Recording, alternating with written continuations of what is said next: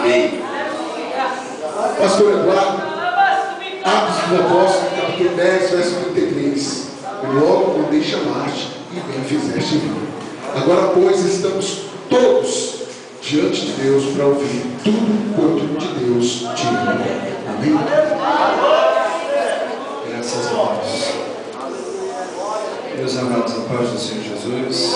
É um prazer estarmos aqui mais uma vez para juntos podermos refletir na palavra do Todo-Poderoso. Quero agradecer desde já que o Senhor recompense ao pastor, ao irmão Júnior que nos convidou, e que a mão de Deus seja sobre vocês. Amém? Esse é o meu desejo. Abra sua Bíblia no tema.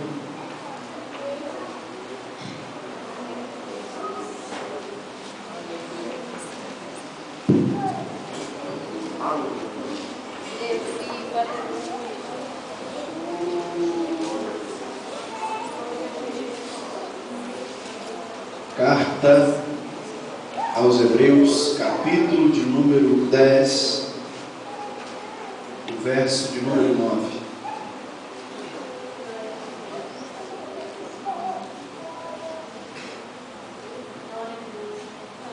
Amém? Diz assim: então disse: eis aqui vem, para fazer, ó Deus, a tua vontade. Tira o primeiro para estabelecer o segundo. Vamos todos em uma voz uníssona repetir o tema. Amém? Eis aqui vem, ó Deus, para fazer a tua vontade. Sentados.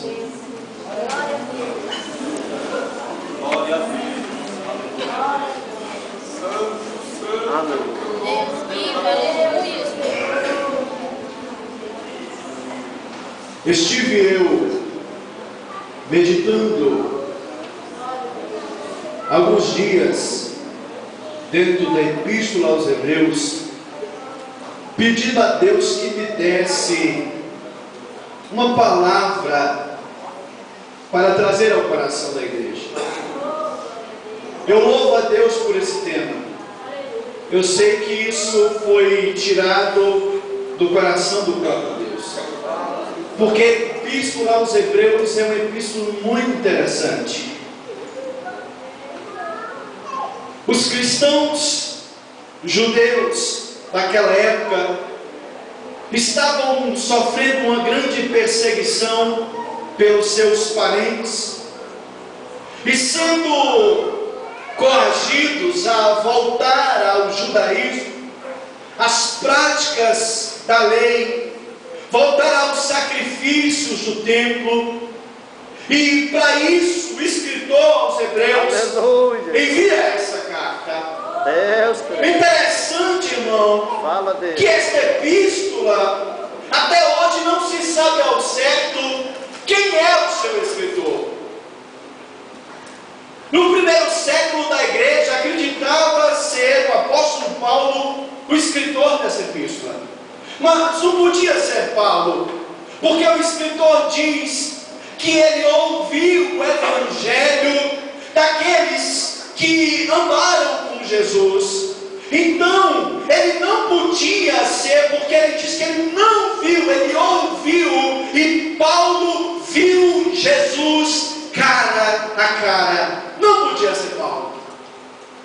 Foi cogitado o nome de Apolo de Alexandria, um homem eloquente, pregador do evangelho, mas também só especulação. Acharam que porventura poderia ser Barnabé, mas também não foi. Priscila, esposa de Áquila, duas pessoas que ajudaram Paulo muito em seu ministério e até expuseram suas cabeças em prol da vida do apóstolo Paulo, mas também especulação. Orígenes, um dos pais da igreja, ele diz que só Deus sabe quem escreveu a Epístola aos Hebreus. Mas o maravilhoso, irmão, que não importa quem escreveu, não importa quem foi o autor, o importante é que ela chegou na nossa mão e aqui temos verdades profundas da parte do Todo-Poderoso. Ele escreve essa epístola para poder exaltar e dizer que o sacrifício de Jesus é superior a tudo e todas as coisas. Jesus é superior a todas as coisas que estão no céu, na terra e debaixo da terra, porque Ele é Senhor.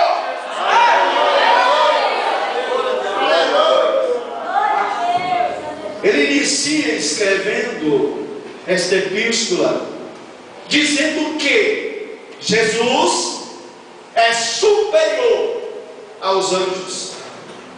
E se a gente lê, eu achei bom, irmão, esse tempo, porque eu tinha que estudar, cavar, meditar sobre essa epístola. Se a gente lê ela, a gente não vai entender muita coisa. A epístola aos Hebreus, ela parece ser um comentário profundo do livro de Levíticos.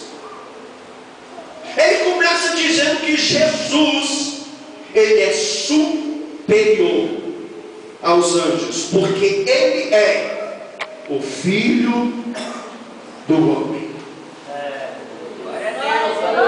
Por que ele vai falar disso?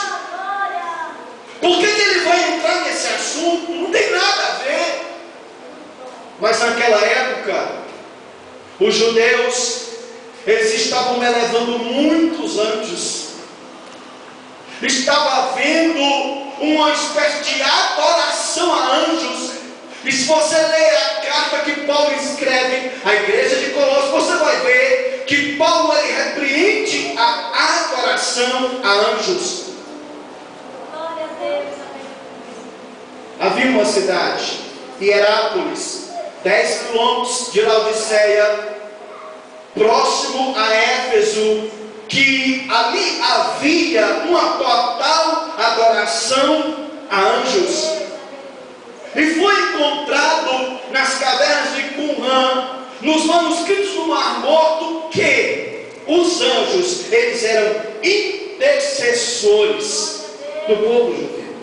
Mas o escritor aos Hebreus, ele vai dizer: não, Jesus é superior, Ele está acima, porque a qual dos anjos foi dito a Ele que deve ser adorado. É Ele que merece adoração, é Ele que merece louvor, a Ele seja a glória para todos sempre, porque Ele é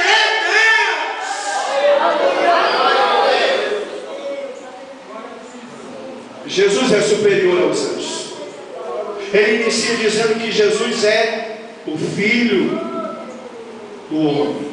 E essa expressão Filho do homem é um termo messiânico. Muita gente usa isso, irmão, principalmente os testemunhos de Jeová, para dizer que Jesus é criatura de Deus. Porque também diz que Ele é o unigênito. Então está vendo? Jesus ele foi criado. Mas a expressão Filho significa dizer que Jesus, Ele é divino, Ele é um ser superior, Ele é Deus. Se nós fizéssemos uma comparação, nós veríamos que no Brasil nós dizemos que Santos Dumont, ele é pai da aviação, mas ele não gerou nem o avião saiu de dentro dele, mas de Jesus foi gerado o céu e a terra e tudo que nela há. Então a gente entende o que, irmão? Que Ele é Deus, Ele é Senhor, Ele é todo soberano, Ele é poderoso, digno de honra, de glória e de louvor. Jesus é superior a Moisés. Moisés foi um grande profeta. Moisés foi a pessoa a qual Deus deu a sua lei. Quando essa lei foi dada, ela foi dada por intermédio de anjos que trouxeram a Moisés. Mas o escritor vai dizer que Jesus também é superior a Moisés. Jesus é superior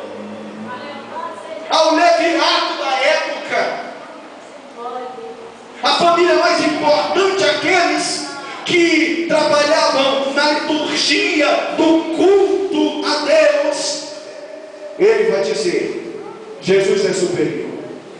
Jesus é superior a Arão, que foi o sumo sacerdote, o Gadol Cohen, o homem mais importante de todo o povo, um representante do povo diante de Deus. Mas aí o escritor vai dizer que Jesus, ele veio de uma ordenação diferente. Ele veio da ordenação do sacerdócio de Melquisedeque. Por que ele diz Melquisedeque, rei de justiça? Porque Melquisedeque não teve nem começo e nem fim. Ele não teve genealogia. O que será que ele estava querendo dizer com isso?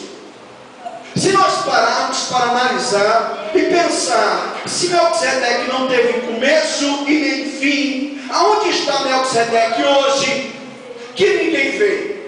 Se ele não morreu, onde ele está? O que ele está querendo dizer é que Melquisedeque era sacerdote daquela época, e Abraão conheceu como sacerdote, e naquele tempo não existia ainda os levitas, mas ele era sacerdote sem nada de parentesco. Jesus não foi escolhido por parentesco humano, mas Jesus foi escolhido pelo próprio Deus. Aprove a Deus, escolheram para ser o sumo sacerdote nosso. Ele é nosso sumo sacerdote, irmão. E você sabe por que o sacerdote de Jesus, ele é acima do de Arão? Porque Jesus, ele foi um sacerdote, que foi o sacerdote, o sumo sacerdote, e a própria oferta. Jesus foi sacerdote e foi oferta. Jesus foi sacerdote e foi a oferta. Jesus foi sacerdote e foi a oferta no mesmo tempo. Então o que nós aprendemos com isso? Que Jesus é superior a tudo e a todos. Agora nós chegamos no capítulo de número 10. Ele vai nos descrever o que ocorreu com Jesus para que ele fosse elevado e exaltado sobre tudo e sobre todos. Esta passagem aqui, ele está falando a respeito do Yom Kippur, o dia do perdão. Todos os anos, até hoje, os judeus ortodoxos celebram isso. É claro que hoje não existe mais o templo, mas eles celebram o dia do perdão. O pecado deles, eles apresentam uma vez por ano sacrifício. O sacerdote apresentava um sacrifício por ele mesmo, oferecia um boi por ele mesmo e depois 2 bodes pelo povo.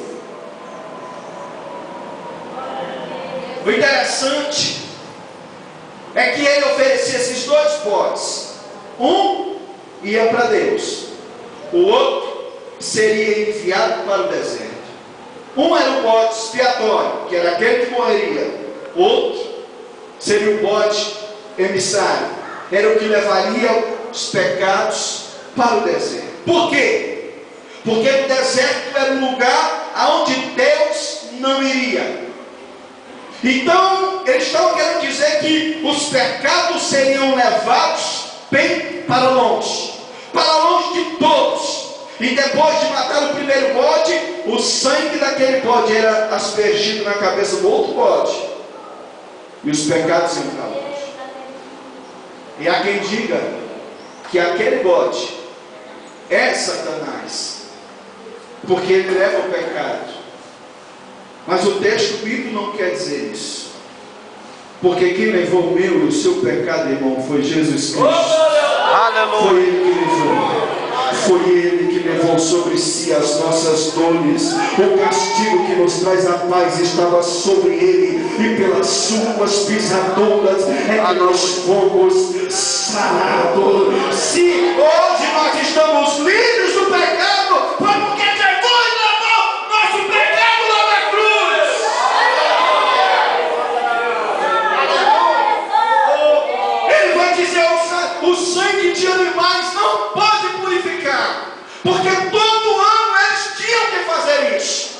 Parecia até que era aniversário do pecado. Celebrava-se de ano a ano. Mas Jesus, ele entrou uma só vez. Sabe por quê, irmão? Ele era o sacerdote, ele era a oferta, e ele não tinha nenhum pecado. Quando Jesus morreu na cruz, e ele bradou: está consumado, que no grego é tetelestai. Ele disse: está consumado, terminado, foi paga a dívida, foi pago, e agora pode sair, porque vocês estão livres dos seus pecados. E nesse dia o véu foi rasgado de cima a baixo, e hoje nós temos acesso direto a Deus. Glória a Deus. Tudo isso porque Jesus, ele fez o sacrifício. E agora a gente chega ali no tempo. Ele diz: eis aqui estou para fazer a tua vontade. Eu comecei a pensar qual foi a vontade de Deus sobre Jesus. Isaías diz que a vontade de Deus agradou o Senhor moê-lo por causa dos nossos pecados. Aleluia, Jesus. Ele foi ferido, ele foi moído. E eu comecei a pensar qual foi essa vontade. O que Jesus estava trazendo para si? Qual era essa vontade? E lendo o que Paulo escreveu aos Filipenses no capítulo 2, eu entendi uma coisa: que ele, sendo Deus, não usurpou o ser igual a Deus, mas tomou forma humana, e sendo achado na forma humana, ele foi obediente à morte, e à morte de cruz. E é com isso que eu quero refletir com os irmãos nessa noite. A vontade de Deus na vida de Jesus foi que ele fosse obediente. Aleluia. O pecado entrou no mundo, irmão, por causa da desobediência. Aleluia. O primeiro exegeta da história foi o próprio Satanás, a serpente, porque ela traduziu de forma errada o que Deus tinha dito. Quando ela conversava com ela: não foi assim que disse Deus? Ele não disse comereis. Eva desobedeceu a Deus. Adão, por sua vez, desobedeceu a Deus. E a desobediência no mundo, irmão, causou o caos que existe até hoje. O primeiro Adão foi totalmente desobediente à voz de Deus. Você observa que um dia Deus depõe o rei, porque foi desobediente à sua palavra. Por várias vezes Samuel advertiu a Saul: Deus quer que tu faças assim, Saul. E Saul sempre fazia como lhe agradava, e era desobediente à voz de Deus. O próprio Moisés, ele não entra dentro da terra prometida, porque Deus disse a ele: Moisés, vá na rocha. E ele bateu na rocha, e Deus disse: tu vais ficar fora da terra, tu vai ver, mas não vai entrar. Aleluia. A desobediência. Eu sei que tem muitos pais aqui, e sabe como é ruim criar um filho desobediente. Alguém que você fala: faz isso, e ele não dá nem a mínima. E a expressão obediência no grego significa aquele que ouve e pratica aquilo que foi dito. Foi isso que Jesus fez. O que Deus quer para a sua igreja nessa última hora, irmão, é que nós sejamos obedientes à sua palavra, obedientes à sua voz, obedientes ao seu chamado, obedientes ao seu mandado, obedientes àquilo que Deus quer para nós. Aleluia. Mas o que nós vemos aí é tamanha desobediência de Hermes, irmão, está tão desobediente que o diabo ganha grande espaço na nossa nação.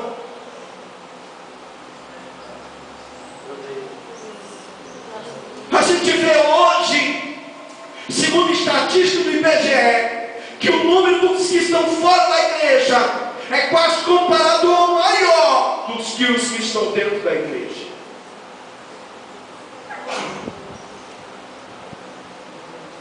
Pessoas que não aceitaram ser obediente à voz de Deus. Mas eu quero te dizer uma coisa, irmão: obediência tem bênção, obediência tem vitória. Jesus ele ganhou um nome acima de todo nome que pode ser nomeado no céu, na terra e debaixo da terra, por causa da sua obediência. Você sabe disso, que quando Jesus está no Getsemane, ele está sendo prensado pelo meu e pelo seu pecado, e a Bíblia diz que Jesus, por um momento, ele diz: Pai, afasta de mim esse cálice. E há uma vírgula ali. E uma vírgula, irmão, é para dar um espaço de respiração dentro do texto.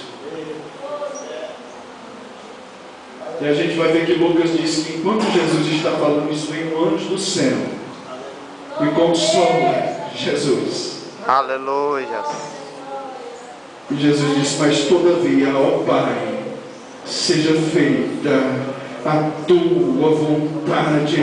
Deixa a vontade de Deus se cumprir na sua vida. Igreja, deixa a vontade de Deus cumprir na sua vida. Irmão, jovem, adolescente, senhora, irmão, deixa a vontade de Deus cumprir na sua vida.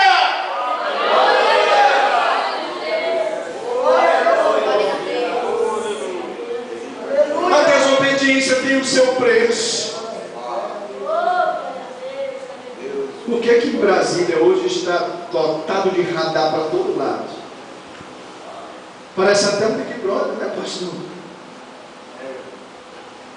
Porque as pessoas, mesmo tendo, já sabiam onde estavam os radares, tornaram-se desobedientes à lei. Agora eu quero ver se vão ser desobedientes. Se é 60, anda 60. E quando a gente anda dentro da lei, a gente não é julgado pela lei. Jesus foi obediente. A obediência, ela tem uma vitória tremenda, irmão. Eu quero citar aqui poucos exemplos para que a gente conclua. Você observa que um dia Deus chama um homem de Ur dos Caldeus e diz a ele: Abraão, sai do meio da tua terra, do meio da tua parentela. Abraão foi obediente à voz de Deus, o Deus que ninguém conhecia. Eu não sei se você já ouviu isso, mas o pai de Abraão, ele era fabricante de deuses. Terá, ele era fabricante, portador de Deus, e ele ainda ensinava a liturgia, a adoração daquele Deus. Abraão seria o protótipo do próximo fabricante de Deus que haveria. Mas Deus diz: eu vou quebrar isso aqui. Sai do meio disso aí, Abraão. Sai, porque se você sair, eu vou te abençoar. E Abraão deu ouvido à voz de Deus, sem saber para onde ia, irmão, sem ter noção que haveria de fazer, mas foi obediente. Coisa boa é quando o crente ouve e obedece a voz do Todo-Poderoso. Aleluia. Quando Deus disse a ele: sai daí, a expressão hebraica nos ensina algo. Ele diz: lerá, sai, e você será o maior beneficiado em sair. Quando obedecemos a Deus, nós somos os maiores beneficiados. Tem gente que pensa que ele está beneficiando a Deus em final do culto. Nessa última hora, os crentes pensam que vir à igreja é Deus que está sendo abençoado, e não, irmão, e é diferente. Ele é Deus, Ele é Senhor, é todo-poderoso, é soberano. A bênção é minha, é sua, irmão. Nós é que estamos sendo abençoados, estar aqui na casa de Deus. Aleluia.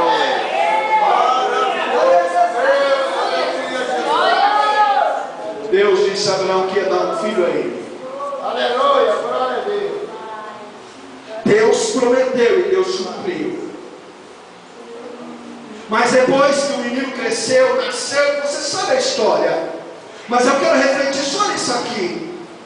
A Bíblia diz que um dia, Isaac já estava grande, Abraão já via o seu filho, já via as bênçãos de Deus na sua vida, e tudo que Deus havia dito se cumprido. Mas um dia, Deus chama a Abraão e diz: Abraão, capítulo 22 de Gênesis. E ele diz: sim, Senhor. Aí Deus diz a ele: vai à terra de Moriá, e lá em Moriá você vai oferecer o seu filho em sacrifício para mim. Abraão havia saído de uma terra onde havia sacrifício de seres humanos. E agora o Deus que havia chamado ele, e que diz a Abraão que não concordava com isso, agora está pedindo o filho de Abraão. Mas o mais belo do texto é que Abraão não fala nada, Abraão não reclama, Abraão não murmura, Abraão é obediente à voz do seu Deus. Irmão, obediência à voz de Deus tem vitória. Fazer a vontade de Deus, ser obediente àquilo que Ele nos mandou, temos vitória, temos bênção. O caminho pode até ser difícil, ser espinhoso, mas no final dele é final de bênção e final de vitória. Abraão levanta de madrugada, ele arruma um jumento ele mesmo. O texto diz que ele mesmo cortou a lenha, chamou os servos e preparou tudo para ir para a terra de Moriá. Eu não sei se você já ouviu isso, mas a palavra Moriá no hebraico significa escolhido por Yahvé. O que quer dizer isso? Que aquela trajetória, aquele caminho que Abraão iria andar, quem tinha escolhido para ele tinha sido o próprio Deus. Deus escolheu algo para você, Deus escolheu um caminho para você, Deus escolheu um caminho para nós. E se nós, irmão, atravessarmos esse caminho de obediência, lá no final nós teremos a nossa vitória. Aleluia. 3 dias ele andou, sem dizer nada para ninguém. Eu penso que ele não deve ter comunicado à sua esposa que iria oferecer o seu filho, senão ela não ia deixar. Tem coisa, irmão, que é só você e Deus. Tem prova que é só você e Deus. Tem luta que é só você e Deus. Tem tribulação que é só você e Deus. Mas o interessante é que quando ele chega no lugar, depois do 3º dia, ele avista o monte, Deus diz: é aí, Abraão. Abraão diz aos seus servos: ficai aqui, que eu e o menino vamos subir para adorar. Aleluia. E depois nós vamos voltar. Aleluia! Deus tinha pedido o menino, mas Abraão estava dizendo: eu vou matar ele lá em cima, mas eu vou adorar. Eu vou ter que oferecer ele lá em cima, mas eu vou adorar. Aleluia. Eu vou ter que deixar aquilo que é mais precioso que Deus me deu, mas eu vou adorar. E hoje em dia, irmão, a gente só adora quando tem bênção, a gente só adora quando tem vitória. O povo de Deus, ele só adora quando Deus dá. Glória a Deus. Diferentemente do leproso do capítulo de número 8 do Evangelho de Mateus, a Bíblia diz que Jesus, descendo do monte, chega um leproso, e antes de dizer qualquer coisa, ele o adorou. A palavra adorar, irmão, do grego é proskeneu, que significa prostrar-se diante daquele que é maior e reconhecer que Ele é poderoso para fazer todas as coisas. Ele não pediu nada, irmão. Ele não chegou pedindo, não. Ele não chegou dizendo: Jesus, me cura, me limpa. Não, ele chegou e adorou.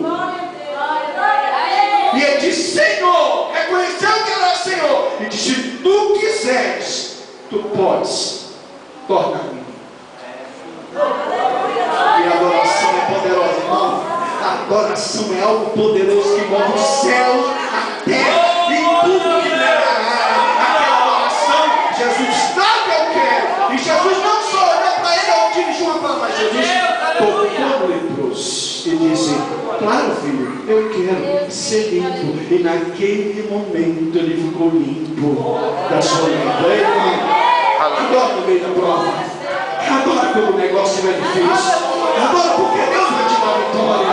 Pode adorar, irmão. Eu sou experiência de que quem adora, que Deus tem vitória. Aleluia. Eu me lembrei agora do tempo que eu dirigi a igreja de Vicente Pires. O irmão Júnior esteve lá comigo. Eu fui para lá porque Deus havia dito que eu deveria ir para lá. E eu sei que foi uma experiência tremenda para mim. Com 6 meses, dirigindo aquela igreja, não tinha como pagar o aluguel. Eu fui pedir ajuda e o pastor disse: eu não tenho o que fazer, eu não posso fazer nada. Aí eu fui orar. Eu me lembro numa sexta-feira, no mês de junho, estava um frio tremendo, e eu e outros irmãos que estavam passando por uma luta grande, fomos para o monte para orar. O meu propósito era saber de Deus o que Ele queria para mim. Era cerca de 3 horas da manhã. Talvez você conheça esse monte que tem ali no Canegar, lá no Riacho Fundo. E os irmãos se separaram. Quando os crentes estão passando por luto, cada um quer ter o seu particular com Deus. E eu fui bem para longe de tudo e de todos. E eu fiquei no meio do mato, e eu comecei a olhar para cima e dizer: eu acho que o Senhor errou, Deus. Eu acho que não é eu essa pessoa, eu não estou dando conta. Eu estou há mais de 1 ano sem trabalhar, a igreja não tem dinheiro para me ajudar, não tem dinheiro para... Deus, o que eu vou fazer agora? Mas em meio àquilo, irmão, veio um louvor ao meu coração, e eu comecei a dizer sozinho no meio do mato: se o sol se pôr e a noite chegar, tu és quem me guia. Se a tempestade me alcançar, tu és meu abrigo. Enquanto eu cantava ali no meio do mato, irmão, eu comecei: pode o Todo-Poderoso me fulminar aqui em cima se eu estiver mentindo. Eu comecei a ouvir passos no mato. De madrugada, irmão, frio, muito frio, neblinando, eu comecei a ouvir passos no mato. Eu estava de olho fechado, e eu pensei comigo: deve ser o irmão fulano que está vindo para me chamar para ir embora, mas eu vou ficar aqui mais um pouquinho com Jesus. E aquele espaço começou a se aproximar mais de mim, irmão. E do meu lado direito, de repente, eu senti um arrepio tremendo. E eu continuei com o olho fechado, mas eu não sentia medo. E do jeito que eu estava falando com Deus, Ele me respondeu: acredite você ou não, mas uma voz falou para mim ao meu ouvido em forma de louvor: não desista, não pare. O Senhor de Deus jamais vou morrer. Não desista, não pare de lutar, não pare de adorar. Era Deus, irmão, falando: homem, não desiste, não desiste, não desista. E não desiste não, irmão, adora, não desiste não, Deus vai te abençoar. Abraão disse: eu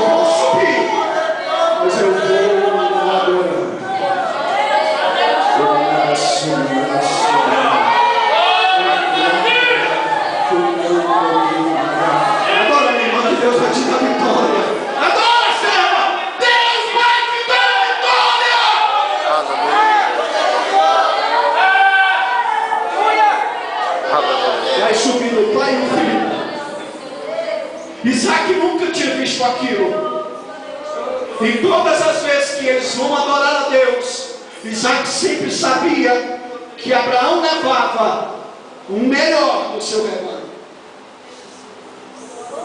No meio da caminhada ele faz uma pergunta ao seu pai: pai, eu estou vendo aqui o cutelo, além de estar sobre os meus ombros,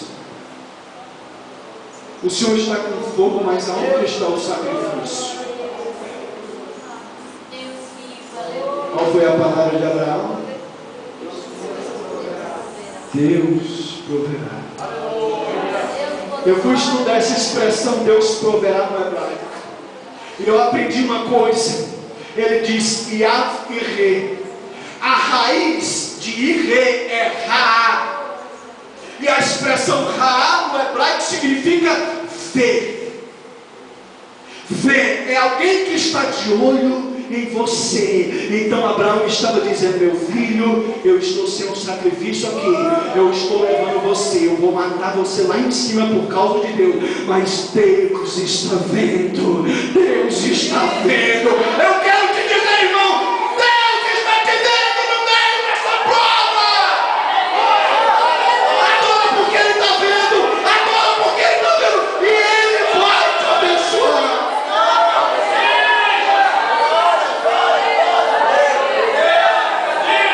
Ele chega lá em cima, Abraão coloca o menino lá. Ele não era uma criança, um adolescente. A tradição diz que ele devia ter por volta de 22 a 27 anos. Mas ele é colocado lá, e ele se submete àquilo. E Abraão, em obediência à voz de Deus, ele vai sacrificar o Isaac. Aí o texto nos informa uma coisa, que ele prepara ele. Como que se oferecia o sacrifício? Punha-se a mão esquerda diante da cabeça do animal, e com a direita descia com um cutelo. Tinha que ser num ponto letal.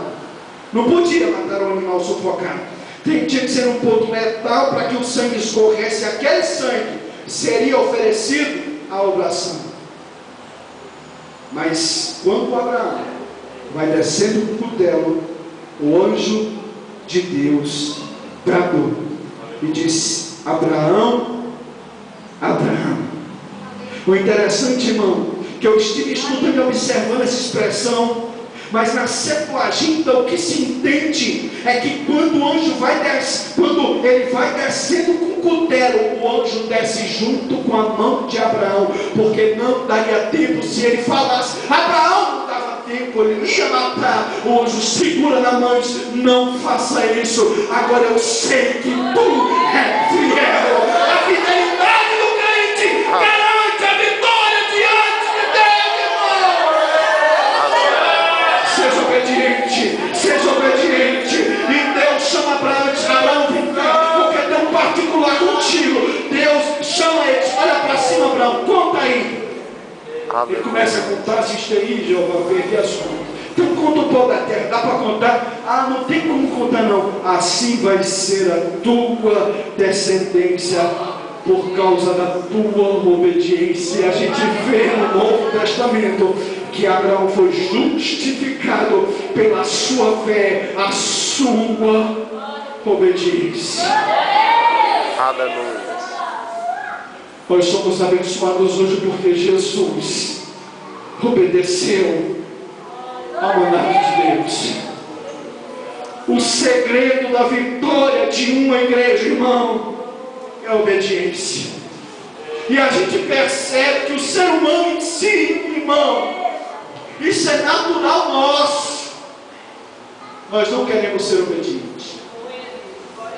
Nós não queremos ser submissos. Hoje em dia a gente vê bispo, apóstolo, vice-papa, ou então pai apóstolo. Isso é tudo gente que não quer ser obediente. E pensa que título, irmãos, querem titularidade. É a mistura de título com popularidade. Quer isso para quê? Para ser reconhecido. Por quê? Porque não querem ser obedientes. Aleluia. Mas Paulo diz que Jesus, Ele é Deus.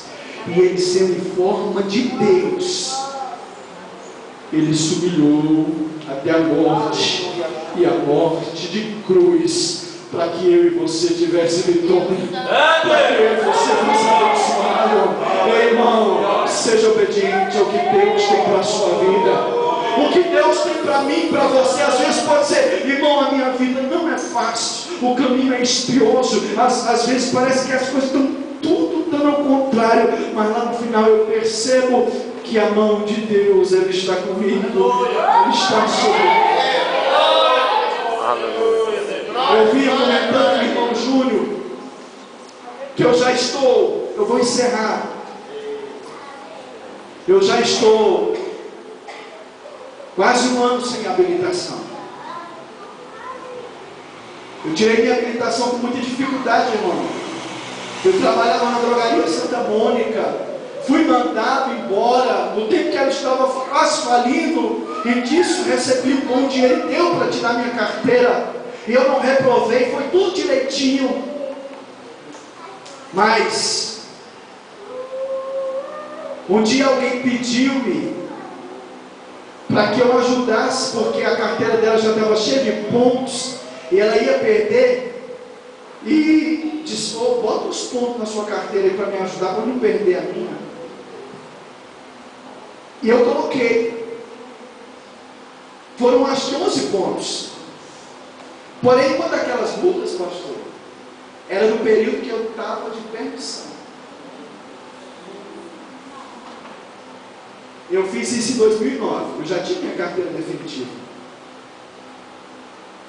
E o que acontece? Quando eu fui renovar a carteira, agora no mês de junho, que eu desci em fevereiro, estava bloqueado. O senhor vai ter que tirar tudo de novo.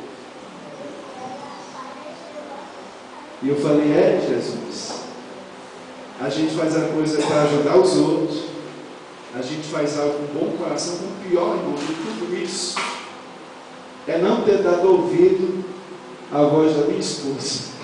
Ela falou: não faz isso, mas olha, não faz isso, irmão. E a mulher, ela é o nosso radar. Não sei se já aconteceu isso com o senhor, pastor. Se a mulher disser para o homem: ei, não faz isso não, que eu não estou sentindo, irmão, pode ter certeza que não vai dar certo. E o pior de tudo é depois ter que ouvir a esposa dizendo: eu não te falei?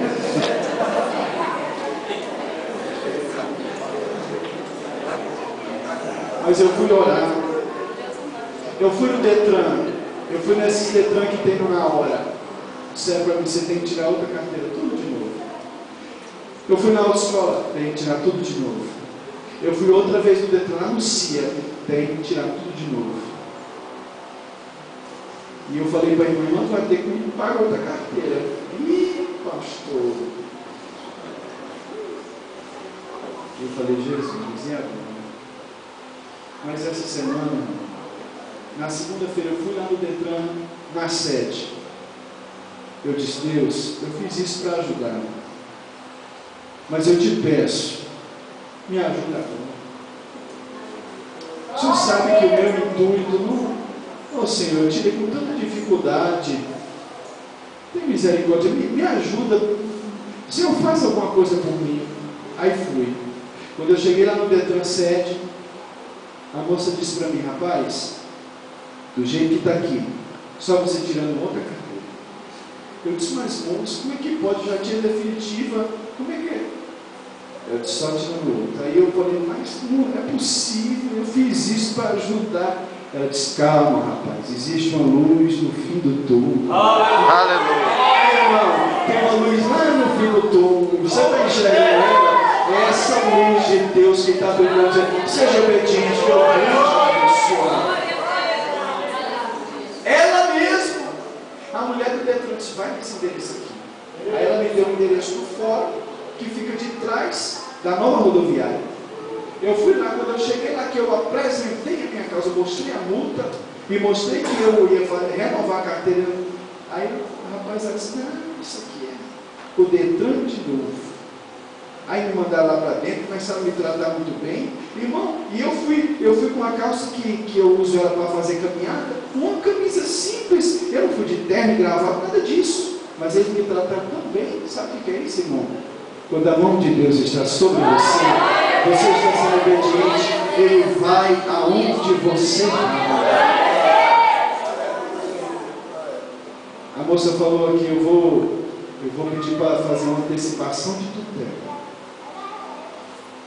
E o Detran, se eles soubessem que você estava com a carteira meio complicada, por que te deram definitivo? Isso não existe. Agora não pode te obrigar a retroagir e ter que tirar tudo de novo. E lá dentro eu comecei a dizer, glória a Deus, glória a Deus, glória a Deus. A juíza determinou que eles vão ter o mais rápido possível que me liberar para fazer, para poder tirar outra carteira. E se não, cada dia que eles vai ser R$100 de multa por dia. O Detran gosta de pegar os outros, né, irmão? Mas Deus é Deus. Deus é Deus. Deus é Deus que peleja por frente, obediente. Aleluia. Glória a Deus. Seja obediente, irmão. A vontade de Deus para a nossa vida é essa. Obedeça.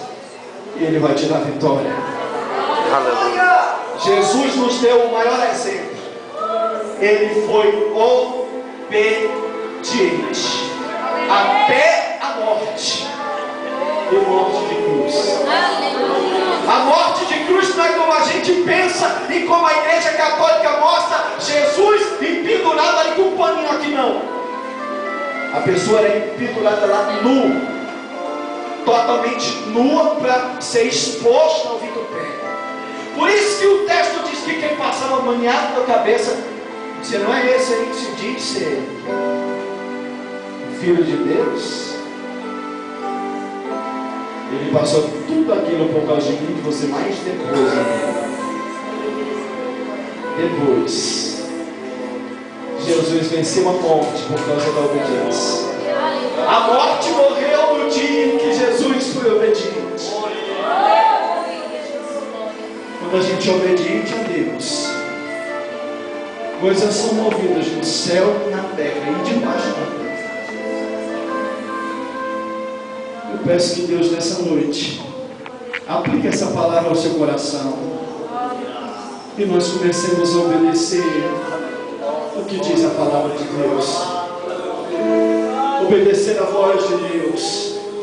Se Deus mandar você, irmão, ir por um lugar, não pergunta nem lá, porque lá Ele vai te abençoar. Eu achei interessante que para que eu chegasse lá no lugar, até o ônibus, e quando eu cheguei na parada, o ônibus passou. Quando eu saí de lá, que eu cheguei na parada, o ônibus passou. Eu falei, Jesus, até táxi você está mandando aqui para me pegar. Jesus é bom, irmão. Jesus tem vitória para que eu te obedie. Põe a mão no seu coração. Eu peço a Deus que Ele tenha falado ao seu coração. Ei, irmão, continua orando. Deus ouve a oração de crente obediente. Quando você faz a vontade de Deus, obedece a sua palavra, Deus salva, Deus cura, Deus liberta através da sua oração.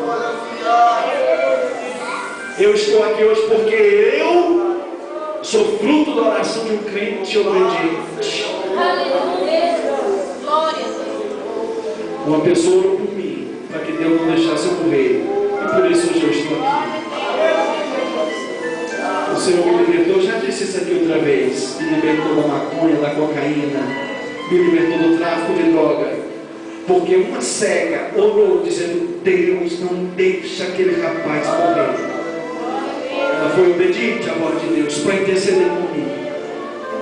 Então eu te peço nessa noite, se submeta à palavra dele. Aleluia! Sejamos submetidos à palavra, à vontade e à voz de Deus. Senhor meu Deus e meu Pai, Espírito de Deus, eu te peço nessa noite, gera crente obediente, segundo a tua vontade nesse lugar. Faz dessa igreja uma igreja de crentes comprometidos, ó Deus, com a tua palavra. Levanta nesse lugar, crentes, ó Deus, tu não deu esse tema à toa. Se eles queriam este tema, eles queriam fazer a tua vontade, eu peço ao Senhor, gera no coração das irmãs, dos irmãos, dos jovens, das crianças, crentes, ó Deus, obedientes, sinceros, a tua palavra e a tua vontade neste lugar. Joga por terra todo o projeto, o plano, intento, investido do diabo contra esse povo. Abençoa de maneira sobrenatural essa obra, este trabalho, e gera aqui, ó Deus, crentes totalmente obedientes à tua voz. É o meu pedido nessa noite, eu te agradeço no nome de Jesus.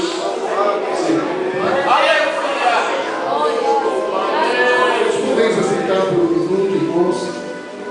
Desde já nós queremos ser gratos